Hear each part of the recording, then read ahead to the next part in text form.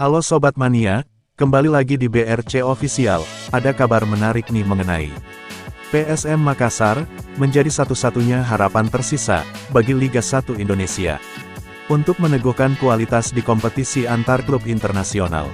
Tim berjuluk Juku Eja itu bakal berjuang menembus final kejuaraan klub ASEAN 2024/2025.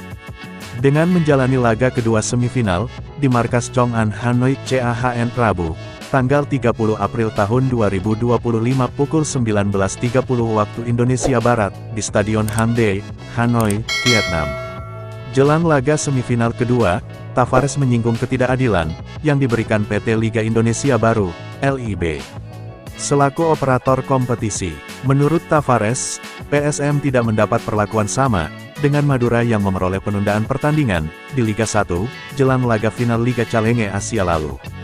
PSM menjalani 3 pertandingan dalam 9 hari, terhitung sejak hadapi Bali United di Parepare, Jumat tanggal 25 April tahun 2025 kemarin.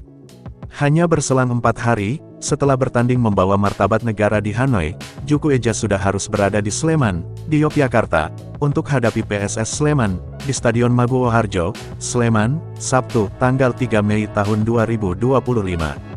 Kami sudah berusaha maksimal untuk memulihkan kondisi pemain setelah game kontra Bali. Saya berharap semua pemain bisa menampilkan performa terbaik mereka, tutur Tavares, Selasa tanggal 29 April tahun 2025. Di sisi lain Tavares juga menyebut, selain berstatus sebagai tuan rumah, CAHN juga beruntung karena mendapat dukungan dari kompetisi liga lokal, Liga Vietnam. Sebagai informasi, CAHN FC seharusnya memainkan pertandingan pekan ke-20, Liga Vietnam melawan Binh Dinh, pada tanggal 26 April kemarin. Namun, CAHN meminta untuk menunda laga tersebut, demi mendapatkan persiapan yang lebih matang, untuk menghadapi PSM. Permintaan itu pun, disetujui dan laga akhirnya ditunda, menjadi tanggal 3 Juni mendatang. Dan mereka didukung untuk menunda jadwal pertandingan, sedangkan kami tidak. Ini yang membuat perbedaan. Mereka punya banyak waktu untuk persiapan, sementara kami memiliki pemain yang cedera, dan tidak 100% fit. Lebih lanjut, pelatih berusia 45 tahun itu juga mengakui, bahwa CAHN merupakan tim yang sangat kuat, dan memiliki potensi finansial yang bagus.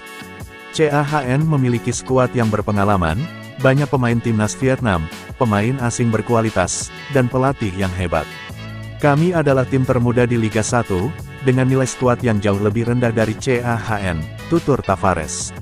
Saya mencoba memotivasi para pemain saya, dengan memberitahu mereka, bahwa mereka bermain melawan pemain Vietnam berkualitas, yang terkenal di Asia Tenggara.